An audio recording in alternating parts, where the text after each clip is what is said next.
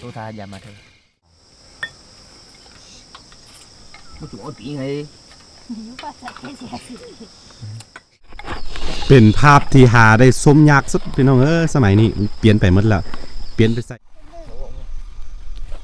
hàng á 10 con cười đẹp mắt rồi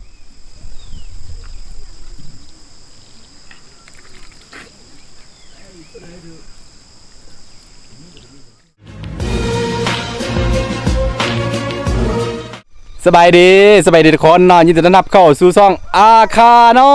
ยเนาะตอนนี้เฮาอยู่เมืองยศอูพงสาลีคือเก่าแต่ว่าเฮามาเปลี่ยนบรรยากาศก็คือเฮามานอนสวนเด้อห่างจากบ้านค่อนข้างไกลเลยทีเดียวเฮาขี่รถจักรมาแล้วก็ย่างต่อมาอีกเนาะนี่ทั้งหลังเห็นบ่นี่สบายดีลูกๆหลานๆหลายคนอยู่ตอนนี้เฮาสิเกี่ยมกลางเต้นเนื่องจากว่าเฮาไปซิดยาเนาะไปซิดยาคายากลับมาแล้วก็มาค่ำนิดนึงก็เลยว่ามันจะมืดนิดนึงนี่อยู่บ้านไอ้ครูส่วนของไอ้ครูนั่นแหละเขา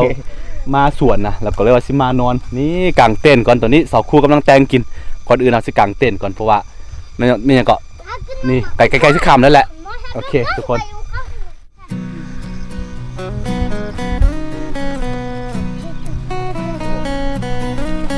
hàng á 10 con cười đẹp mắt rồi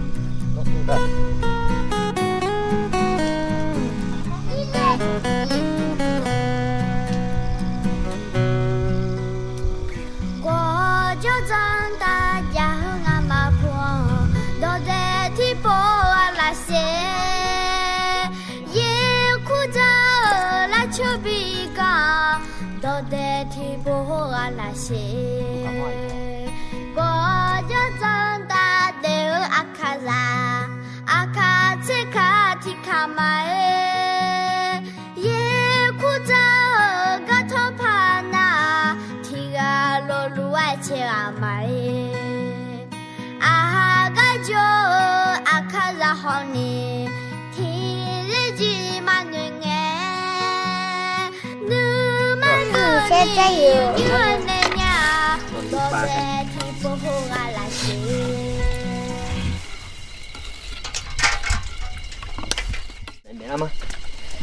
รีวิวด้วยครูเห็นยังกินเลย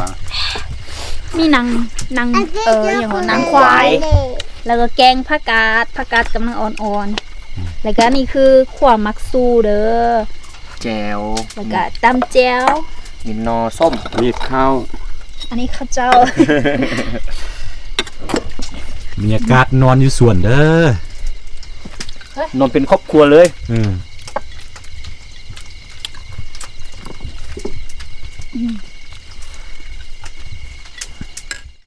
Vì có nó thế mà mình phải trả rồi mà đó chết là đánh nhau đó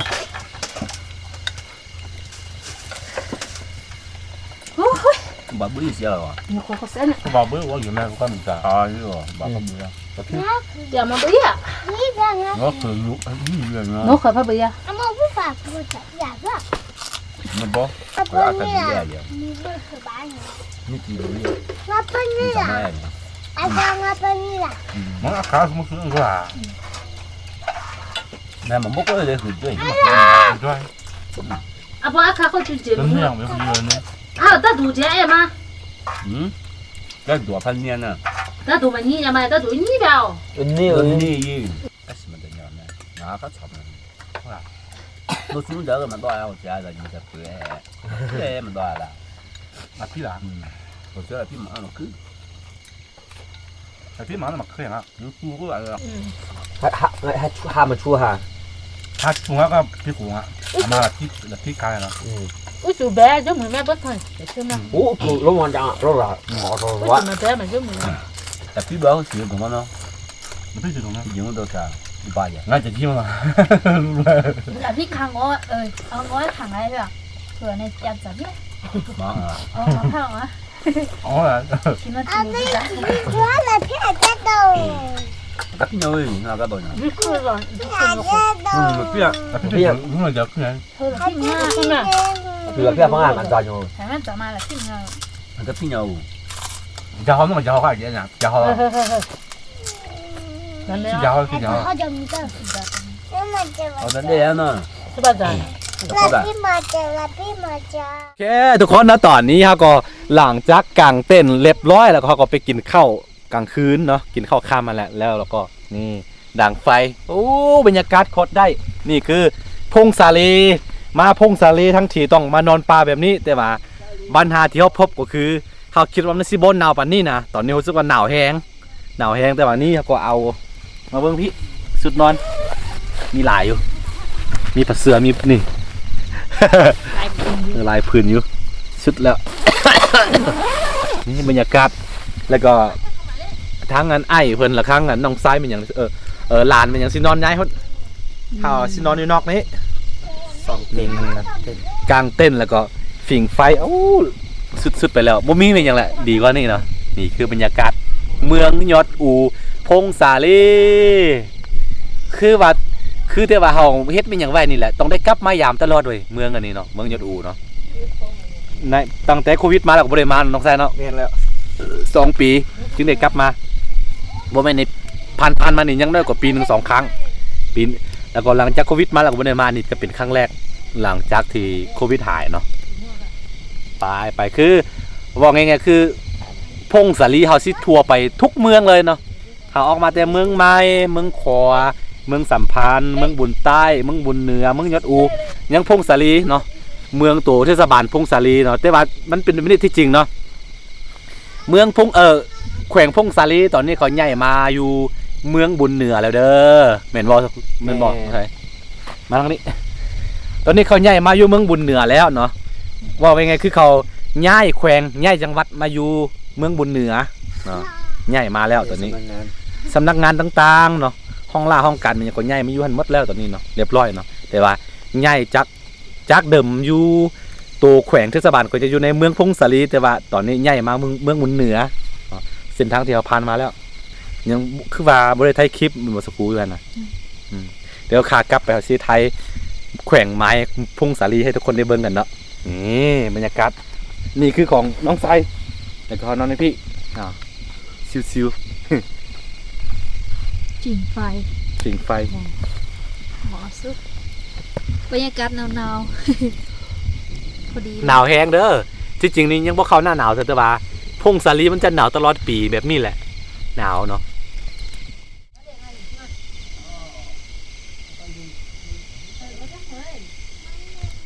โ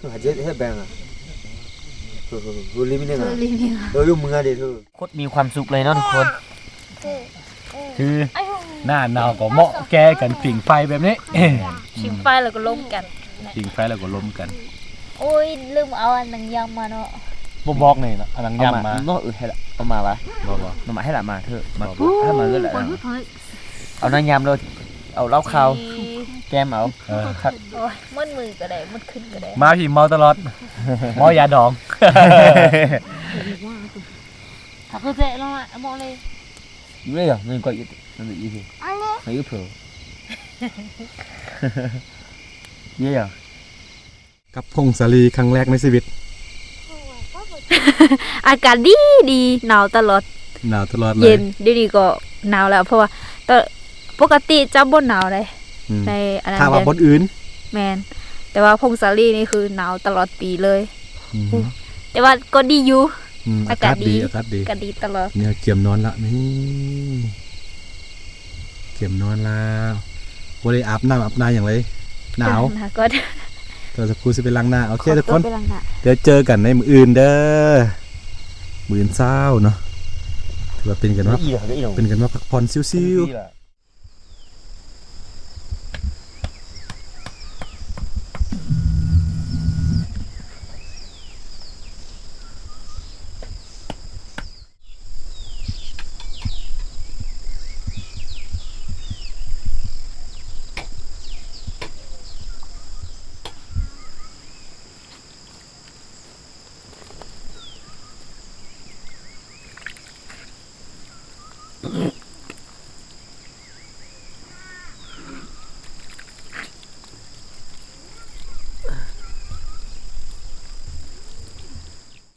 สบาย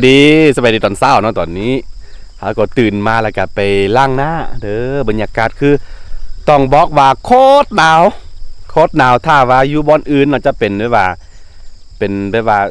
ช่วงหน้าที่ปกติอยู่แล้วยังบ่ฮอดหน้าหนาวเถอะนะแต่ว่าอยู่พี่พงสาลีเนาะพงสาลีจะเป็นเมืองที่อย่างที่บอกไปหลายๆครั้งจะเป็นเมืองที่เป็นวันหนาวตลอดมีหมอกมีเมฆตลอดก็เลยว่าหนาวสูงเด้เนาะอยู่สูงจากระดับน้ำทะเลค่อนข้างสูงเลยเป็นด้วยว่าเป็นแขวงที่มีพรมสันฐานที่เป็นภูเขาสลับซับซ้อนที่สุดในลาวเลยตัวนี้เนาะก็เลยว่าหนาวเนาะตื่นมากะมีเด็กน้อย หนาวแห้งตอนนี้อันสาวครูกำลังน่าจะแต่งกลิ่นอยู่เนาะอยู่ตูบเนื่องจากว่าคนหลายแล้วก็กางเต็นท์นอนนะหนาวแห้งเกือบสลบ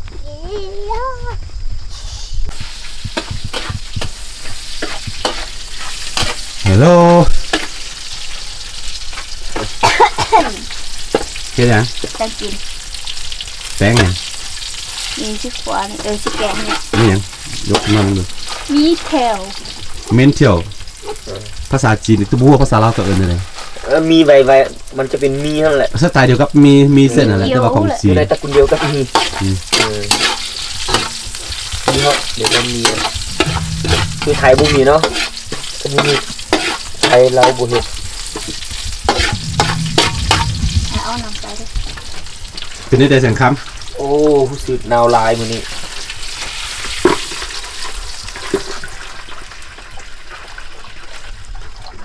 ขอเถื่อนำ คนร้ายเราต้องเก่งเต็ม ำ ๆ คน เลย หลายเด็กน้อยลาย มี5 คนบวกเด็กน้อย2เป็น7คือสวนที่เรามานอนนี่เนาะทั้งอันอ้ายเขาทั้งชาวบ้านก็สิไถแล้วก็เขาสิปลูกพวกเพือกพวกมันพวกผักกาดฮอมอย่างนะทรงข้าวเนาะไปขายอยู่จีนเนาะตัวนี้เนาะคือเขาค่อนข้างแบบว่าใส่แบบว่าความละเอียดนิดนึงคือดินพื้นที่ที่เรากำลังหนังอยู่นี่จะขายเขาจะไถแล้วก็สิปลูกพวกเพือกพวกมันพวกผักกาดฮอมอย่างที่บอกไปเนาะหลายๆอย่างปลูกแล้วก็ปลูกหลายๆเป็นสินค้าส่งออกเนาะส่งเข้าจีนเนื่องจากว่านี่หมู่บ้านนี้จะติดกับจีนเนาะเวลาสิผลิตออกมาแล้วก็สิส่งเข้าอยู่จีนเลยนะเป็นแบบว่าเป็นการสร้างรายได้แบบนึงของเขาเลยเป็นไรครับเป็นก้อนเป็นกำเลยแหละเป็นปีนึงก็ได้เป็น40-50 ล้านต่อปีเด้อก็บ่ธรรมดาเนาะเดี๋ยววิธีการไถนาวิธีการไถสวนของเขาคือเขาจะใส่ควายถ่ายนาเด้ออยู่พี่เด้อควายไถสวนเนาะเดี๋ยวสิให้ทุกคนได้เบิ่งกันอีกคลิปนึงเนาะนี่แบบว่ายังใส่ซีดเว็บดั้งเดิมอยู่เลยทุกพี่เนาะเนื่องจากว่าเส้นทางมันบ่มีเส้นทางรถเนาะสิเอารถอีแตนรถอีหยังเข้ามารถไถนาเข้ามาบ่ได้ก็เลยว่าต้องได้ใส่ควายไถนาควายไถสวนอย่างที่แบบว่าบรรพบุรุษเขาเคยสืบทอดกันมาเนาะโอ้ตื่นเต้นแฮงเดี๋ยวสิให้สิทายทุกคนได้เบิ่งกันอีกคลิปนึงเนาะตัวนั้นนะตื่นเต้นเนาะเป็นกันกลับมาย้อนความทรงจำสมัยต้องน้อยๆหนาวแห้งตอนนี้เฮาสิฟิงสิดังไฟก่อนนี่วิธีการไถส่วนของเขาเจ้าก็คือจะใส่ควายถ่ายแบบนี้แหละนี่อย่าลืมติดตามแบบว่ารายละเอียดต่างๆทั้งอันวิธีการไถแบบว่าเอาควายถ่ายนะไปติดตามทั้ง2อาคายามีเด้อยังเดิม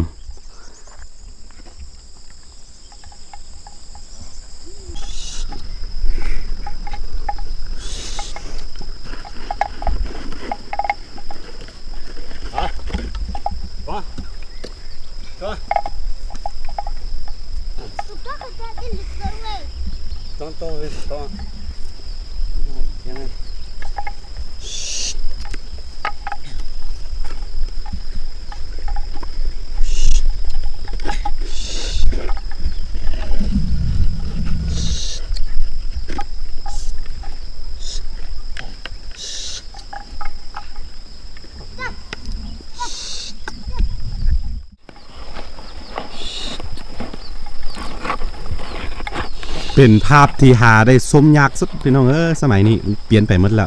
เปลี่ยนไปใส่รถมันก็ควายญี่ปุ่นหมดละ รถอีแตนนี่พี่ยังใส่ดังเดิมอยู่เลย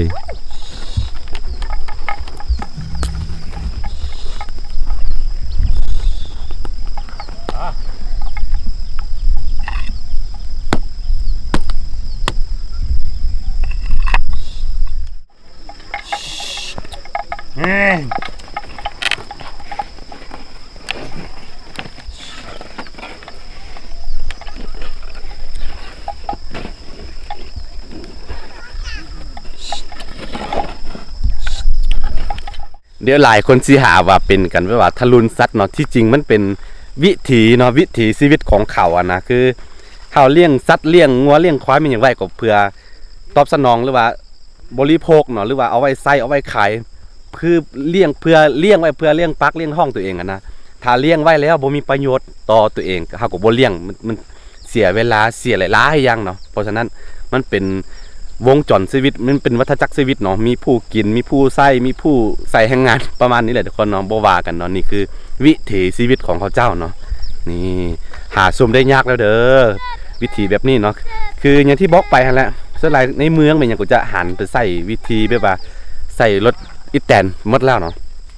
คือเราบ่ค่อยได้เห็นนี่คือย้อนยุคเมื่อ 30-40 ปีที่แล้วเลยเดี๋ยวสิให้สักครูไทยรายละเอียดให้เบิ่งกัน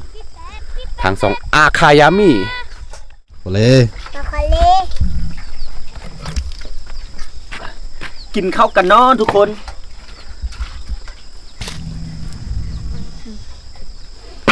ชมนี้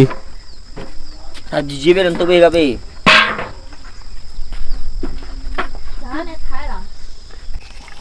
นี่ตอนเช้ามานี่วิธีกันกินก็คือประมาณนี้จะกินแบบจีนๆนะ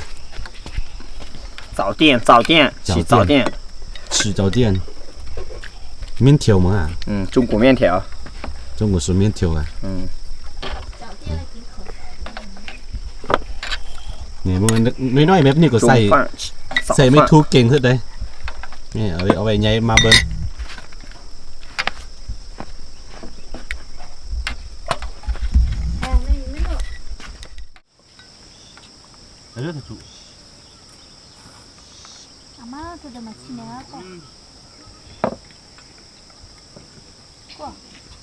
很浪漫。我做饼哎，什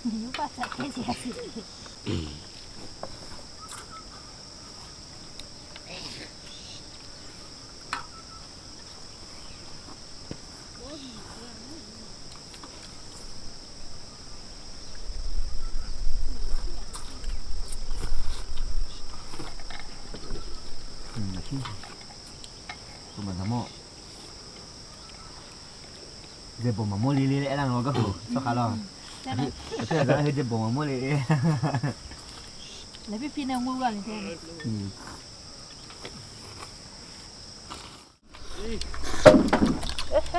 เดี๋ยวแถวมาเสียงเจ็บบ้างมั้ง咋，去咋？哪里？เจ็บบ้างมั้ง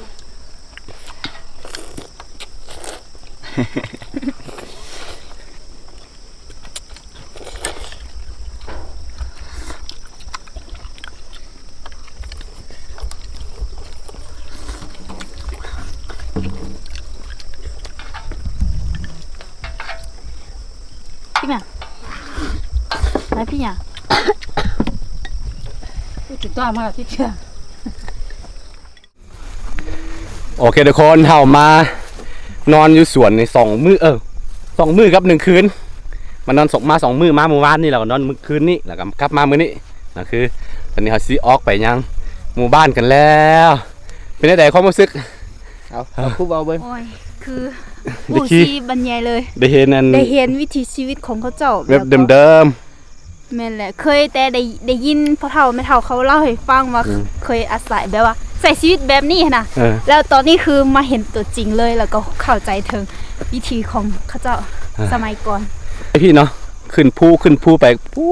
นประมาณ5 กิโลถึงจะฮอดบ้านโอ้สุดๆไปเลยมันก็คุ้มค่าได้เห็นด้วยว่าบรรยากาศวิถีชีวิตเป็นยังเนาะไถด้วยว่าเอาควายไถนาไถสวนเป็นอย่างว่าขี่ควายเดี๋ยวสุดๆเลย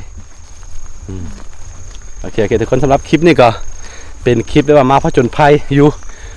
ป่าพงศาลีเนาะถ้าใครมักติดด้วยว่าคลิปแบบนี้ก็อย่าลืมเนาะ